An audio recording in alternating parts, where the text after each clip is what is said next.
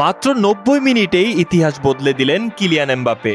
Olivier জিরুকে পিছনে ফেলে ফ্রান্সের সর্বকালের সেরা গোলদাতা এখন তিনি। নিউ জার্সিতে সেনেগালের বিপক্ষে প্রথমার্ধে ছন্নছাড়া ছিল এমবাপের ফ্রান্স, কিন্তু দ্বিতীয়ার্ধে দেখা গেল আসল কিলিয়ান এমবাপেকে। ৬৬ মিনিটে বিশ্বকাপে নিজের প্রথম গোল করে ফ্রান্সের হয়ে অলিভার জিরুর ৫৭ গোলের রেকর্ড স্পর্শ করেন তিনি। এরপর ম্যাচের যোগ করা সময় আসে সেই মহেন্দ্রক্ষণ।